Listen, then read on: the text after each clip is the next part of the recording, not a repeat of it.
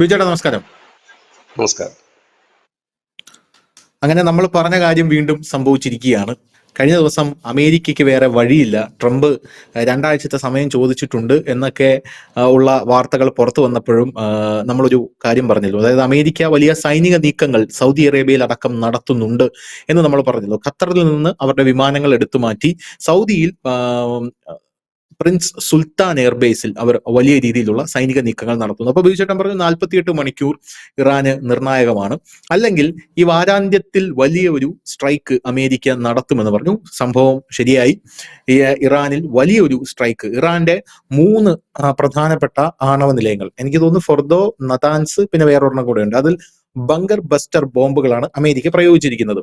ഇറാനും ഇസ്രായേലും തമ്മിൽ യുദ്ധമുണ്ടായ സമയത്ത്, യുദ്ധമല്ല ഒരു സംഘർഷം ഉണ്ടായ സമയത്ത് പോലും നമ്മൾ ഈ ബങ്കർ ബസ്റ്റർ ബോംബുകളെ കുറിച്ചുള്ള ചർച്ചകൾ വളരെയധികം സജീവമായിരുന്നു. ഈ ബങ്കർ ബസ്റ്റർ ബോംബുകൾ എന്ന് പറഞ്ഞാൽ ഒരു മലയ്ക്കകത്താണ് ഇറാന്റെ ആണവ നിലയങ്ങൾ ഇരിക്കുന്നത്. നമുക്ക് എല്ലാവർക്കും അറിയാം. ഈ മലയ്ക്കകത്ത് അത് വച്ചിരിക്കുന്നതിന്റെ പ്രധാനപ്പെട്ട കാര്യം ഇവർ ആണവ പരീക്ഷണങ്ങൾ നടത്തുന്നുണ്ട് എന്ന് ലോകരാജ്യങ്ങൾ അറിയാതിരിക്കാനാണ്. ഇന്ത്യയും അങ്ങനെ തന്നെയാണ് ഒരു സമയത്ത് ആണവ പരീക്ഷണം നടത്തിയത്. നമുക്കറിയാം, പൊക്രാനിൽ ആണവ പരീക്ഷണം നടത്തുന്നതിന് മുമ്പ് 1999 അമേരിക്കയുടെ ചാര സാറ്റലൈറ്റുകൾ നമ്മളെ വീക്ഷിക്കുന്ന ഒരു സാഹചര്യം ഉണ്ടായിരുന്നു. ഈ ചാര സാറ്റലൈറ്റുകൾ നമ്മളെ വീക്ഷിക്കുമ്പോൾ അവർക്ക് കൃത്യമായിട്ട് മനസ്സിലായി ഇന്ത്യ അവിടെ എന്തോ പരീക്ഷണം നടത്തുകയാണെന്ന് പറഞ്ഞ് അവർ നമ്മളെ താക്കീത് ചെയ്തു. അപ്പോൾ നമ്മുടെ ഈ ആണവായുധവുമായിട്ടും അതിന്റെ നിർമ്മാണവുമായിട്ടൊക്കെ ബന്ധപ്പെട്ട ഉദ്യോഗസ്ഥന്റെ പേര് ഞാൻ മറന്നുപോയി. ഈ ഉദ്യോഗസ്ഥൻ പറഞ്ഞു, നമുക്കൊരു കാര്യം ചെയ്യാം, അങ്ങനെയാണെങ്കിൽ ഈ അമേരിക്കയുടെ സാറ്റലൈറ്റ് എല്ലാ സമയവും ഇന്ത്യയെ വീക്ഷിച്ചുകൊണ്ടിരിക്കില്ലല്ലോ, ഇത് ബ്ലൈൻഡ് സ്പോട്ടിലേക്ക് പോകുന്ന ഒരു സമയമുണ്ട്. ഈ ബ്ലൈൻഡ് സ്പോട്ടിലേക്ക് പോകുന്ന സമയത്ത് നമുക്ക് നമ്മുടെ പണി ചെയ്യാം, എന്നിട്ട് ഇത് കറങ്ങി നേരെ ഈ ആണവ പരീക്ഷണം നടത്തുന്ന ആ സ്പോട്ടിലോട്ട് വരുന്ന ഒരു സമയമുണ്ട്. ആ സമയം നമുക്ക് അതെല്ലാം കൃത്യമായിട്ട് പഴയതുപോലെ അറേഞ്ച് ചെയ്ത് വെക്കാം. പിന്നെയും ബ്ലൈൻഡ് സ്പോട്ടിലോട്ട് പോകുമ്പോൾ വീണ്ടും നമുക്ക് അവിടെ പണി തുടങ്ങാം എന്നുള്ളൊരു സെറ്റപ്പിൽ തുടങ്ങി. അപ്പോ ഇത് അങ്ങനെ പണി ചെയ്ത് അവസാനം അമേരിക്കയ്ക്ക് ഇത് ഏതോ ഒരു ഘട്ടത്തിൽ മനസ്സിലായി. അപ്പോൾ അമേരിക്ക എന്ത് ചെയ്തു, ഈ സാറ്റലൈറ്റിന് പുറമെ അവിടെ മാത്രം വീക്ഷിക്കാൻ, ഇന്ത്യയുടെ ആണവ പരീക്ഷണം നടത്തുന്ന സ്ഥലം മാത്രം വീക്ഷിക്കാനായിട്ട് സെപ്പറേറ്റ് ഒരു സാറ്റലൈറ്റ് ഇട്ടു.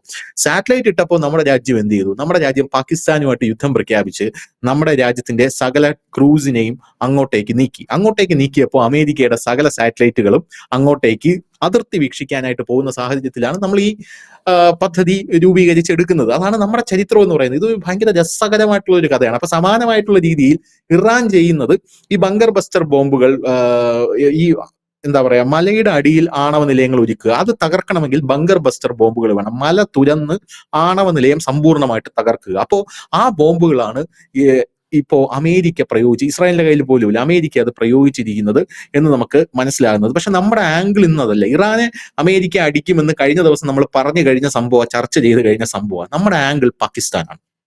ഇതിനുശേഷം പാകിസ്ഥാനിൽ വലിയ രീതിയിലുള്ള ഒരു ആക്രമണം ഇസ്രായേൽ നടത്തും എന്നുള്ളതാണ് നമ്മൾ ചർച്ച ചെയ്യാൻ പോകുന്നത്. ആ ആക്രമണം എത്രത്തോളം ഭീകരമായിരിക്കും എന്നുള്ളതാണ് നമ്മുടെ ആംഗിൾ എന്ന് പറയുന്നത്. ഇതിനകത്ത് വേറൊരു ആംഗിൾ കൂടെ ഉണ്ട്. അത് നമ്മുടെ പ്രേക്ഷകരാരും ചിന്തിക്കാത്ത ഒരു സംഭവമാണ്.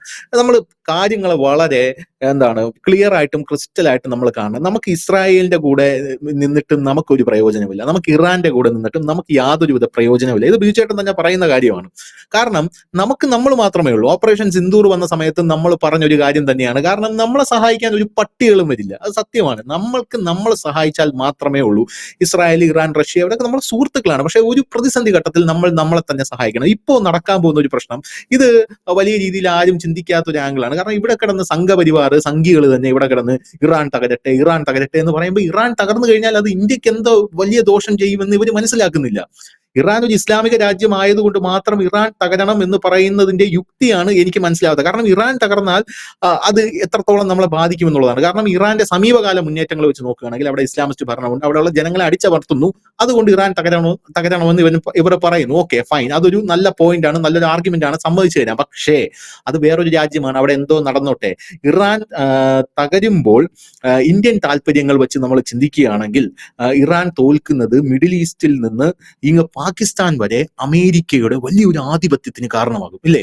അമേരിക്കയുടെ ഒരു വലിയ ആധിപത്യത്തിന് കാരണമാകുമ്പോൾ പാകിസ്ഥാനിലെ 2-3 ബേസ് ഒക്കെ എടുത്ത് അമേരിക്ക ഇറാനെ അടിക്കാനായിട്ട് ഒരുങ്ങുകയാണ്.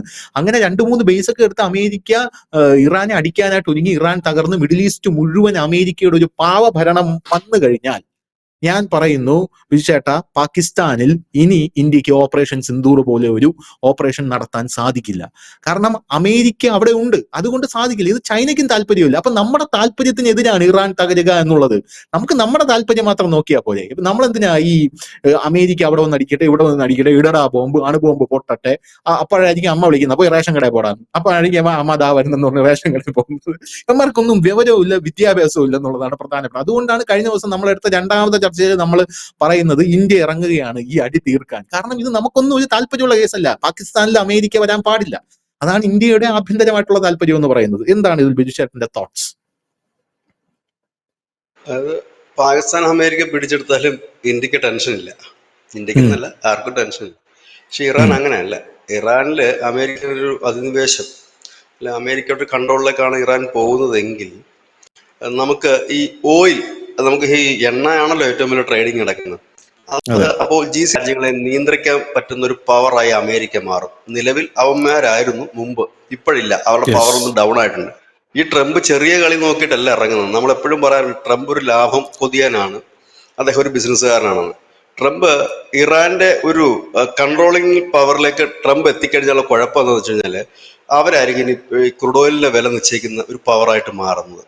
അവിടെ GCC രാജ്യങ്ങൾക്ക് വലിയ പവർ ഉണ്ടായില്ല. ഇപ്പൊ പാകിസ്ഥാൻ മുടിഞ്ഞു പോയാലോ, ഇല്ലെങ്കിൽ അതിനെ ആക്രമിച്ചാലോ, ഇല്ലെങ്കിൽ നാളെ ആരെങ്കിലും പാകിസ്ഥാൻ എടുത്തുകൊണ്ട് പോയാൽ പോലും നമ്മളെ സംബന്ധിച്ചോ ലോകരാജ്യങ്ങളെ സംബന്ധിച്ചോ യാതൊരു ടെൻഷനും ഇല്ല.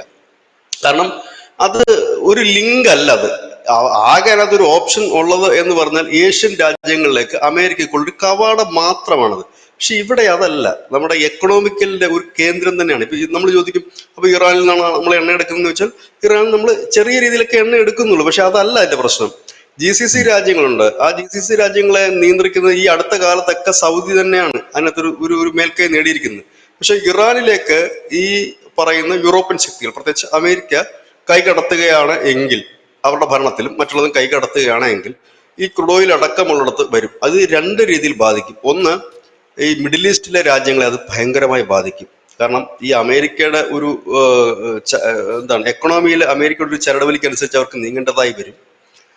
രണ്ട്, അവരുടെ ട്രേഡിങ്ങിന് ഭയങ്കരമായി കോട്ടം തട്ടും. ഭാവിയിലാണെങ്കിൽ ആ രാജ്യത്തിന് വലിയ സാമ്പത്തിക പ്രതിസന്ധി എല്ലാ രാജ്യങ്ങളും, ഗൾഫിലെ എല്ലാ രാജ്യങ്ങൾക്കും അത് അനുഭവിക്കേണ്ടതായി വരും. അതുകൊണ്ടാണ് നമ്മൾ ഒരു ഉറച്ച സ്റ്റാൻഡ് എപ്പോഴും നിലനിൽക്കുന്നത്. അതുകൊണ്ടാണ് ഇന്നലെ നമ്മൾ ചർച്ചയിൽ പറഞ്ഞത് ഇന്ത്യ ഇടപെടാനുള്ള സാധ്യതയുണ്ട് എന്ന് പറഞ്ഞത്. അതൊരു വലിയ പോയിന്റാണ്. നമ്മൾ എപ്പോഴും നോക്കേണ്ടത് നമ്മുടെ ജിയോ പൊളിറ്റിക്സിൽ നിർണായകമായ രാജ്യങ്ങൾ അത് ഏതൊക്കെയാണെന്നാണ് നമ്മൾ നോക്കേണ്ടത്. മിഡിൽ ഈസ്റ്റിലെ നിർണായകമായ രാജ്യങ്ങളാണ് ഓരോ രാജ്യവും. അതിനകത്ത് ഏറ്റവും പ്രധാനപ്പെട്ട രാജ്യമാണ് ഇറാൻ. ഇറാൻ ഓക്കെ, അവര് ഭീകരവാദം ചെയ്യുന്നുണ്ട് എന്നുള്ളത് യാഥാർത്ഥ്യമാണ്. മറ്റുള്ള കാര്യങ്ങളും യാഥാർത്ഥ്യമാണ്. പക്ഷെ അവരെ ആക്രമിക്കണം, അത് മാന്യമായിട്ടാണ് ഇപ്പോൾ ചെയ്തിരിക്കുന്നത് മാന്യമായിട്ടാണ്. ഓക്കെ, അവർക്ക് ആണവ കേന്ദ്രങ്ങളുണ്ട്, അത് തകർത്തു. ഇവിടം കൊണ്ട് നിർത്തുക, ഇതിനപ്പുറത്തേക്ക് പോകരുത്. ഇതിനപ്പുറത്തേക്ക് പോയാൽ അത് രണ്ട് കാര്യങ്ങളാണ് പോകുന്നത്. ഒന്നുകിൽ ഇതിനകത്ത് ജയിക്കുന്നത് അമേരിക്കയും ഇസ്രായേലും അടങ്ങിയ സഖ്യം തന്നെയായിരിക്കും, അതിനകത്ത് യാതൊരു സംശയവും ആർക്കും ഇല്ല. പക്ഷെ ജയിച്ചാലും തോറ്റാലും ഇതിനകത്ത് സന്തുലിതാവസ്ഥയ്ക്ക് കോട്ടം തട്ടും. അഫ്ഗാൻ നമ്മൾ കണ്ടതാണ്. 10 വർഷം അമേരിക്ക അവിടെ വന്ന് കിടന്നിട്ട് അഫ്ഗാൻ വന്നപ്പോൾ ഏറ്റവും കൂടുതൽ ചങ്കടിച്ച ഒരു രാജ്യം ഒന്ന് ഇന്ത്യയാണ്, ഒന്ന് ചൈനയാണ്. അപ്പം പക്ഷെ അഫ്ഗാനിൽ നിന്ന് അവർക്ക് ഈ അവരുടെ ധാതു സമ്പത്ത് ഖനനം ചെയ്തു പോകാനുള്ള ഒരു സെറ്റപ്പ് അവർക്ക് ഉണ്ടായില്ല. അത് വേറെ കാര്യം. പക്ഷെ ട്രംപ് അങ്ങനെയല്ല, കുറച്ചുകൂടെ അതോട് ചിന്തിക്കും. അപ്പം ഇറാൻ ഇപ്പോൾ എന്താണ് പറയുന്നത്, അടിച്ചു, ഇവിടെ കൊണ്ട് സ്റ്റോപ്പ് ചെയ്യുക. എനിക്ക് തോന്നുന്നു അങ്ങനെ സ്റ്റോപ്പ് ആകാനുള്ള സാധ്യതകൾ വളരെ കൂടുതലാണ്. കാരണം ഇറാന്റെ ഭാഗത്തു നിന്ന് ശക്തമായ ഒരു തിരിച്ചടി ഉണ്ടാകും വലിയൊരു രീതിയിൽ. അതോടെ കൊണ്ട് ഇറാനും പരിപാടി നിർത്തും എന്നുള്ളത് തന്നെയാണ് ഞാൻ പ്രതീക്ഷിക്കുന്നത്. ഒന്നുകിൽ അമേരിക്ക ജയിച്ചു കഴിഞ്ഞാൽ അമേരിക്കയുടെ അണ്ടറിലേക്ക് ഒരു സർക്കാർ അവിടെ വരും, ഒന്ന്. രണ്ടാമത്തെ ഒരു കാര്യം എന്ന് പറഞ്ഞാൽ, ഇനി അങ്ങനെ ഒരു സർക്കാർ വന്നില്ല എന്ന് കരുതുക, എന്നാലും ഇറാൻ അവിടുത്തെ ഒരു എന്താണ് ഈ ഒരു വ്രണമായി മാറും. ഒരു എന്താണ് അതിനെ പറയുന്നത്, ഇങ്ങനെ എപ്പോഴും പഴുത്തുകൊണ്ടിരിക്കുന്ന ഒരു വ്രണമായിട്ട് അത് മാറും. അത് വലിയ ഭവിഷ്യത്തുകൾ വരും. സൗദി അടക്കമുള്ളിടത്ത് ഹൂത്തികളുടെ ആക്രമണം ഇല്ലാതായിട്ട് 2021 അവർ ലാസ്റ്റ് ഹൂത്തികൾ സൗദിയുടെ വിമാനത്താവളം ആക്രമിക്കുന്നത്. അങ്ങനെയൊക്കെ വന്നാൽ അവിടെ എല്ലാ അരക്ഷിതാവസ്ഥയും വരും. അപ്പൊ ഇവിടെ ഒരു വലിയ സ്റ്റാൻഡുണ്ട്. ഇന്ത്യയുടെ സ്റ്റാൻഡ് വളരെ ക്ലിയർ ആണ്, കൃത്യമാണ്. ഇവിടെ ചിലപ്പോൾ നമ്മൾ പെട്ടുപോകുന്ന ചില സന്ദർഭങ്ങൾ നമ്മുടെ വ്യക്തിപരമായ ജീവിതത്തിൽ ഉണ്ടാകാറുണ്ട്. നമ്മുടെ രണ്ട് സുഹൃത്തുക്കൾ തമ്മിൽ അടിക്കുമ്പോൾ ഇവിടെ നിൽക്കണമെന്നറിയാത്തൊരു സാഹചര്യമുണ്ട്. ഈ രണ്ട് സുഹൃത്തുക്കളിൽ നമുക്ക് രണ്ടുപേരും പ്രിയപ്പെട്ടതാണെന്ന് വെച്ചാൽ സ്നേഹം മാത്രമല്ല, സഹായവും ആവശ്യമാണ്. അപ്പോൾ ഇസ്രായേലിനെ സംബന്ധിച്ച് പറഞ്ഞു കഴിഞ്ഞാൽ അവരവരുടെ ദൗത്യം പൂർത്തിയാക്കി. അവരിനി അറ്റാക്കിന് പോകില്ല എന്നത് തന്നെയാണ് നമ്മൾ കരുതുന്നത്. ഇനി അവരൊരു ആക്രമണത്തിന് ഇറാന് നേരെ ഒരു ആക്രമണത്തിന് അവർ മുതിരില്ല. കാരണം അവരുടെ ഏറ്റവും ഉം. വലിയ എയിം ആയിരുന്നു ഫോർദോ പിന്നെ ആണവ നിലയം ആക്രമിക്കുക അതെ, എന്നുള്ളത്. അത് നടാൻസ് ഒക്കെ. ആക്രമിച്ചു കഴിഞ്ഞിരിക്കുന്നു. നദാൻസൊക്കെ മറ്റേ വേറൊരു സ്ഥലം കൂടെ ഉണ്ട്, അത് നേരത്തെ തന്നെ ഇസ്രായേൽ ആക്രമിച്ചുകൊണ്ടിരുന്നതാണ്. അതാണ് ഉം. നമ്മൾ ഇന്നലെ ഞാനൊക്കെ ന്യൂസ് ഇന്ത്യ മലയാളം വാർത്ത ചെയ്തിരുന്നു, ആ മൂന്നാമത്തേത്. അപ്പോൾ അത് കഴിഞ്ഞു. ഇസ്രായേലിനെ സംബന്ധിച്ച് ഇനി പ്രതികാരത്തിന്റെ ആവശ്യമില്ല. കാരണം അവരെ സംബന്ധിച്ച് അവർക്ക് ഇറാൻ ക്യാപ്ചർ ചെയ്യണമെന്നോ, ഇറാനിൽ ബിസിനസ് ഇറക്കണമെന്നോ, ഇറാന്റെ സാമ്പത്തികത്തിൽ കൊള്ളയടിക്കണമെന്നോ അവർക്ക് ആഗ്രഹമില്ല. പക്ഷെ ട്രംപ് അങ്ങനെയല്ല. ഉം. ഇതാണ് ഇതിനകത്ത് ഒരു പ്രധാനപ്പെട്ട ഒരു വിഷയം. പക്ഷേ ഈ നമ്മളെക്കാൾ കൂടുതൽ ഭയപ്പെടുന്ന ഒരു രാജ്യമുണ്ട്. അതാണ് ധനുഷ് ചോദിച്ച ചോദ്യം. അതാണ് പാകിസ്ഥാൻ. ഉം. കാരണം അതെ. അവരെ സംബന്ധിച്ച് ഇനി അടുത്ത ലക്ഷ്യം പാകിസ്ഥാനാണ്. കാരണം ഈ ടെറർ ഗ്രൂപ്പുകളെ പിന്തുണയ്ക്കുന്ന ഇസ്ലാമിക രാജ്യങ്ങളുടെ കയ്യിൽ ആണവായുധമുണ്ടെങ്കിൽ അത് ലോകത്തിന് മുഴുവൻ വിനാശകരമാണ്. എന്തുകൊണ്ടാണ് നമ്മൾ അടിച്ചപ്പോൾ ലോകരാജ്യങ്ങളാരും മിണ്ടാതിരുന്നത്? ഇന്നലെ ഉം. എന്നോട് ധനുഷ് ചോദിച്ച ചോദ്യം അത്. എന്തുകൊണ്ടാണ് അതെ, അതെ. മിണ്ടാതിരുന്നത്? കാരണം അവൻ രണ്ടെണ്ണം കിട്ടണം. കാരണം അവന്റെ കയ്യിലിരിക്കുന്ന ആണവായുധമാണ്. അതൊരു ഇപ്പൊ നേരെ പറഞ്ഞ സൗദി അറേബ്യയുടെ കയ്യിലോ യു എയുടെ കയ്യിലോ ആണവായുധം ഇരുന്ന് കഴിഞ്ഞാൽ എല്ലാവരും ഒന്ന് മാനിക്കും. കാരണം വെളിവും വെള്ളിയാഴ്ചയുള്ള ഒരു ജനമാണ് അവിടെ ഉള്ളത്, ഇല്ലെങ്കിൽ ഒരു ഭരണകൂടമാണ് അവിടെ ഉള്ളത് എന്നൊരു ധാരണയിൽ. അതെ. പാകിസ്ഥാന്റെ അങ്ങനെയല്ല. ഭീകരവാദികൾ തന്നെ നിയന്ത്രിക്കുന്ന ഒരു ഭരണകൂടം ഉള്ളപ്പോൾ അതാണ്. ഇനി ഇസ്രായേലിന്റെ ലക്ഷ്യം അതായിരിക്കും. അവര് ധനുഷ് പറഞ്ഞ ഒരു യുദ്ധമൊന്നും ഉണ്ടാകത്തൊന്നുമില്ല. ഉം. കാരണം അവര് അറ്റാക്കുകൾ തുടങ്ങും ഇനി. അതായത് അവർ ഇസ്രായേലിന്റെ മൊസാദിന്റെ ഒരു രീതി അറിയാമല്ലോ. നിന്ന് നിപ്പി പടവാകും. ഇതിന്റെ കുറ്റമെല്ലാം ഇന്ത്യയുടെ അജ്ഞാതന്മാരുടെ തലയ്ക്ക് വീഴും, ഡോവലിന്റെ തലയ്ക്ക് വീഴും, ഉം. മോദിയുടെ തലയ്ക്ക് വീഴും. ഓരോരുത്തരായിട്ട് പടവാകാനുള്ള സാധ്യത വളരെ കൂടുതലാണ്. അപ്പോൾ അതിനുള്ള സാധ്യതകൾ ആണ് ഇനി നമുക്ക് തെളിഞ്ഞു വരുന്ന മുമ്പിൽ. അത് ഒരു ഓപ്ഷൻ. രണ്ടാമത്തെ കാര്യം, എനിക്ക് തോന്നുന്നില്ല ഇറാൻ ഒരു വലിയ രീതിയിലുള്ള ആക്രമണം സ്റ്റാർട്ട് ചെയ്യുമെന്ന്.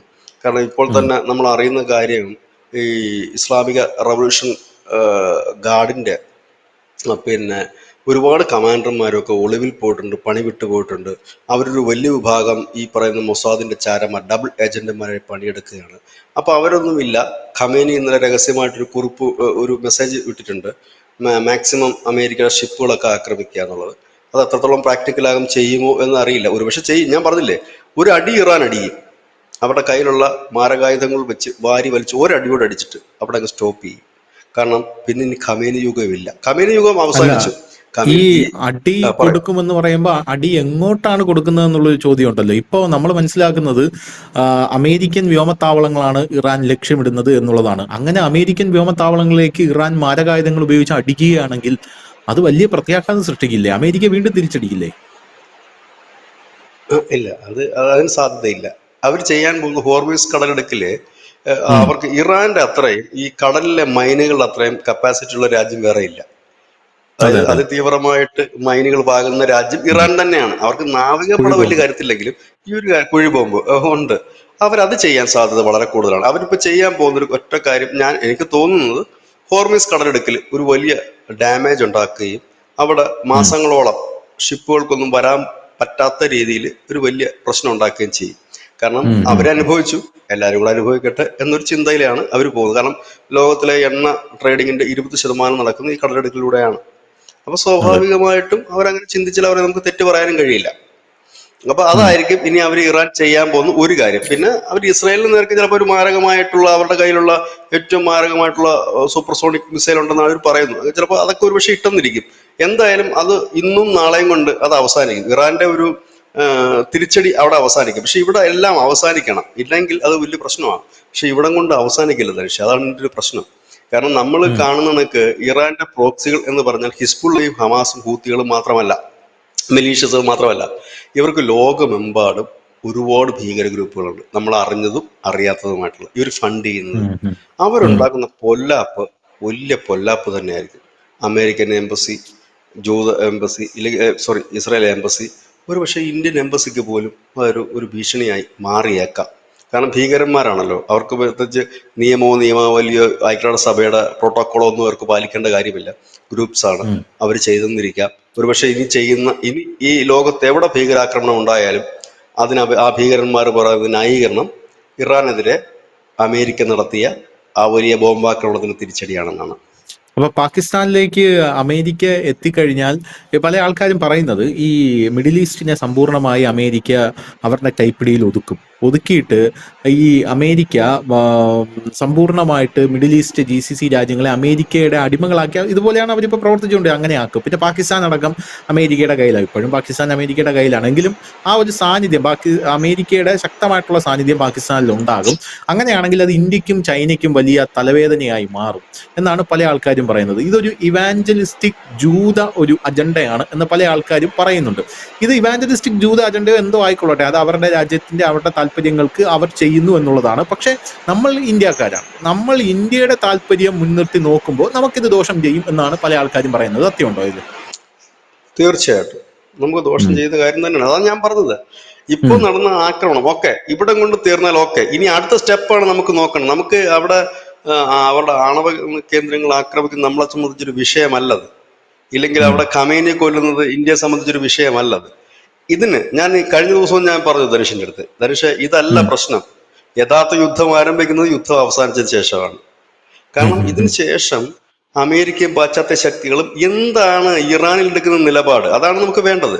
അതാണ് ഇമ്പോർട്ടന്റ്. ഇപ്പോഴത്തെ അല്ല ഇമ്പോർട്ടന്റ്. ഇപ്പൊ അവിടെ ആക്രമിച്ചു, തകർത്തു, അതൊരു യുദ്ധം ഇവിടെ തീർന്നു. ഈ സാധനം ഇവിടെ തീർന്നു. അടി തിരിച്ചടി, അടിയും തിരിച്ചടി അല്ലല്ലോ. ഇതിന് ശേഷം എന്താണ് അവിടെ സംഭവിക്കുന്നത്? 1954 പോലെ അവിടെ മറ്റേ ഷായുടെ കണക്കൊരു സർക്കാരിനെ അവിടെ കൊണ്ട് വെച്ചിട്ട് അമേരിക്ക ഭരിക്കുകയാണെന്നുണ്ടെങ്കിൽ മൊത്തം തകിടം മറിയില്ല എല്ലാം. അതിനുള്ള സാധ്യത ഇപ്പൊ നിലവിലില്ല. കാരണം നമ്മൾ വിചാരിക്കുന്നതൊക്കെ ഈ മറ്റുള്ള ഈ തീവ്രവാദം ഒരുപാടുള്ള ഇസ്ലാമിക രാജ്യം പോലെ അല്ല ഇറാൻ. അത്യാവശ്യം നല്ല വിദ്യാസമ്പന്നരായിട്ടുള്ളതും മിടുക്കന്മാരും മിടുക്കികളും ഒക്കെ ഉള്ള ഒരു രാജ്യം തന്നെയാണ്. അത്യാവശ്യം അവർക്ക് കൾച്ചറലായാലും ഒക്കെ. അഫ്ഗാനും അങ്ങനെയൊക്കെ തന്നെ ആയിരുന്നു കേട്ടോ. അപ്പം അങ്ങനെ ഒരു രാജ്യമാണ്.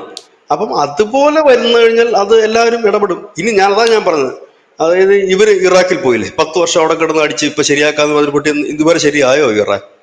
അവിടെ ഇപ്പോൾ എന്താണ്, യസീദികൾക്ക് ഒരു പ്രത്യേക പ്രവിശ്യ, കുർദുകൾക്ക് ഒരു പ്രത്യേക പ്രവിശ്യ, ഇതൊക്കെ കൊടുത്തിരിക്കും അല്ലേ? അങ്ങനെ അതാണ് ഞാൻ പറഞ്ഞത്. അങ്ങനെ ഇറാനെ അതുപോലെ ചെയ്യാൻ പറ്റില്ല അവർക്ക്. അവർക്ക് ചെയ്യാൻ പറ്റും ചിലപ്പം അവരുടെ താല്പര്യങ്ങൾ സംരക്ഷിക്കുന്ന ഒരു സർക്കാരിനെ ബാക്ക് ചെയ്യാൻ പറ്റുമായിരിക്കും. ഇല്ലെങ്കിൽ എനിക്ക് തോന്നുന്നില്ല അവരുടെ രാജാവ് തിരിച്ചു വരുമെന്നുള്ളത്. പക്ഷെ അമേരിക്ക പ്രഷർ ചെലുത്തിയിട്ട് അവരുടെ രാജാവിനെ കൊണ്ടുവന്നു കഴിഞ്ഞാൽ അത് വലിയ പ്രശ്നങ്ങൾ ഉണ്ടാക്കും. അമേരിക്കക്ക് ഈ പറയുന്ന പഴയ ഒരു പവറിൽ കൈയിട്ട് വാരിക്കൊണ്ട് പോകാൻ കഴിയില്ല. അതാണ് അവരുടെ ഒരു പ്രധാന വിഷയം. ഇന്ത്യയെ സംബന്ധിച്ച് ഈ വിഷയങ്ങളല്ല ഇന്ത്യയെ സംബന്ധിച്ച് പ്രാധാന്യം. ഇതിന് ശേഷമുള്ളതാണ് എന്താണ് അവിടെ നടക്കുന്നുള്ളത്. കാരണം അത് മിഡിൽ ഈസ്റ്റിലേക്കുള്ള ഒരു പ്രധാന പോയിന്റാണ്. അവർ നാളെ വില നിശ്ചയിക്കാൻ തുടങ്ങിക്കഴിഞ്ഞാൽ എന്ത് ചെയ്യും? എണ്ണയുടെ വില. അമേരിക്കയാണ് ഇറാനിലെ മുഴുവൻ പവറെങ്കിൽ അവരായിരിക്കും നാളെ വില നിശ്ചയിക്കുന്നത്.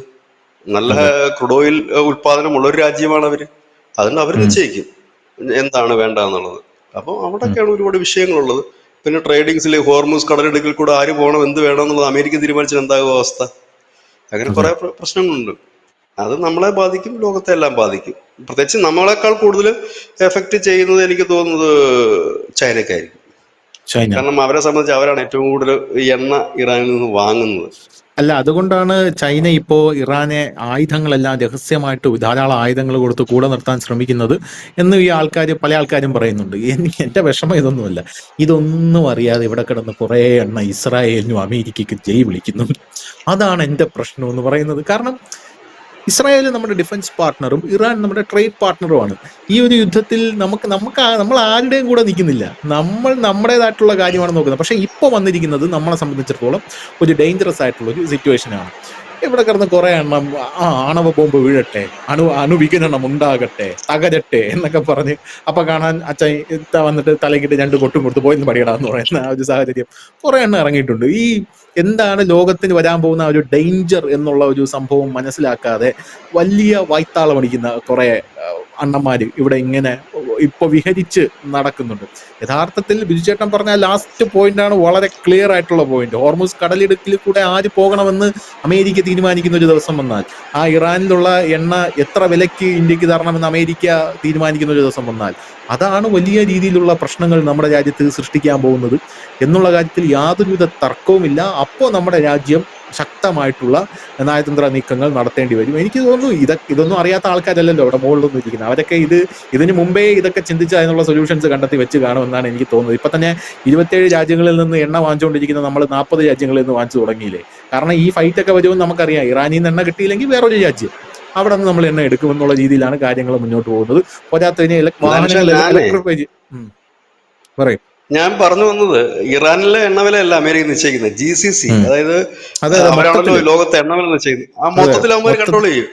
പിന്നെ ഇപ്പൊ ഈ അതെ. പിള്ളേരുടെ കാര്യം പറഞ്ഞാൽ അവരുടെ വീട്ടില് ഉം. 1970 കാലഘട്ടത്തിൽ ജീവിച്ചിരുന്ന അച്ഛനോ അപ്പൂപ്പനോ ഉണ്ടെങ്കിൽ അവരോട് യുദ്ധത്തിനെ കുറിച്ചൊന്നും ചോദിച്ചു കഴിഞ്ഞാൽ അതിന്റെ കെടുതികളെ കുറിച്ച് അവർ പറഞ്ഞു തരും. നമ്മുടെ വീട്ടിൽ അതെ അതെ അതെ 1970-കളിൽ ജീവിച്ചിരുന്ന അച്ഛനും അപ്പൂപ്പനും ഉണ്ടെങ്കിൽ അവർ പറഞ്ഞു തരും. അപ്പം അത് അതെ. എനിക്കൊന്ന് യൂത്ത് ആണെന്ന് തോന്നുന്നു, അവർക്ക് ഈ PUBG ആ, കളിച്ചുള്ള ആ, ഇതേ ഉള്ളൂ.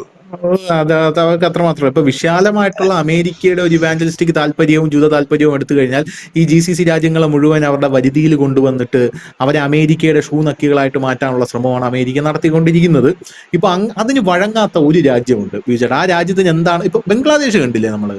ബംഗ്ലാദേശിൽ ഷെയ്ഖ് ഹസീനയ്ക്ക് എന്താ സംഭവിച്ചത്? അമേരിക്കയുടെ ഷൂ നക്കാൻ പറഞ്ഞിട്ട് പറ്റില്ല എന്ന് പറഞ്ഞപ്പോ ബംഗ്ലാദേശിൽ അവിടെ അവർ ഭരണം അട്ടിമറിച്ചില്ലേ? ഇത് ഇന്ത്യക്കെതിരെയുള്ള നീക്കമായിരുന്നു. ഇപ്പോ സമാനമായിട്ടുള്ള രീതിയിൽ ഇസ്ലാമിക രാജ്യങ്ങൾ, അമേരിക്കയുടെ പരിധിയിൽ വരാത്ത ഇസ്ലാമിക രാജ്യമായിട്ടുള്ള സിറിയയിൽ എന്താണ് സംഭവിച്ചത്? ബാഷർ അൽ അസദ് എന്ന് പറയുന്ന വ്യക്തി തയ്യാറല്ലായിരുന്നല്ലോ. തയ്യാറല്ലാത്തത് കൊണ്ട് അയാളെ അട്ടിമറിച്ചിട്ട് സിറിയയിൽ ഇപ്പൊ ഇരിക്കുന്ന ഭരണാധികാരി എക്സാക്ട്ലി ഒരു തീവ്രവാദിയാണ്. അയാളുടെ തലയ്ക്ക് FBI ഇത്ര കോടി രൂപ വിലയിട്ടിരുന്ന ഒരു പക്ക തീവ്രവാദിയാണ്. എന്നിട്ടാണ് എവന്റെ കൂടെ ചെന്ന് ട്രംപ് കെട്ടിപ്പിടിച്ച് നിന്ന് ഫോട്ടോ എടുത്തുകൊണ്ടിരിക്കുന്നത്. അപ്പോൾ ഇതൊക്കെ വലിയ പ്രത്യാഘാതങ്ങൾ, ദൂരവ്യാപക പ്രത്യാഘാതങ്ങൾ സൃഷ്ടിക്കും. അപ്പോഴും നമുക്ക് ആശ്വാസം എന്നൊക്കെ പറയുന്നത് RIC ട്രോയ്ക്ക എന്ന് പറയുന്ന ആ ഒരു സഖ്യവും ആ ഒരു ചർച്ചകളും ഒക്കെ തന്നെയാണ് എന്ന് പറയാതിരിക്കാൻ നിവൃത്തിയില്ല. റഷ്യ, ഇന്ത്യ, ചൈന സഖ്യം അതാണെന്ന് പറയാതിരിക്കാൻ വയ്യ. അങ്ങനെ സംഭവിക്കട്ടെ. ലോകക്രമം തന്നെ മാറുന്ന ആ ഒരു പീക്ക് പോയിന്റിലാണ് നമ്മളിപ്പോൾ നിൽക്കുന്നത്. എന്തായാലും വരുന്ന ദിവസങ്ങളിൽ കൂടുതൽ കാര്യങ്ങൾ നമുക്ക് ഇതിനെക്കുറിച്ച് ഡീറ്റെയിൽ ആയിട്ട് ചർച്ച ചെയ്യാനും പറ്റും, അറിയാനും പറ്റും. ചേട്ടൻ പറഞ്ഞ പോലെ യുദ്ധം കഴിഞ്ഞാണ് യഥാർത്ഥത്തിലുള്ള യുദ്ധം തുടങ്ങുന്നത്. നമുക്ക് നോക്കാം. താങ്ക് യു ചേട്ടാ, താങ്ക് യു സോ മച്ച്.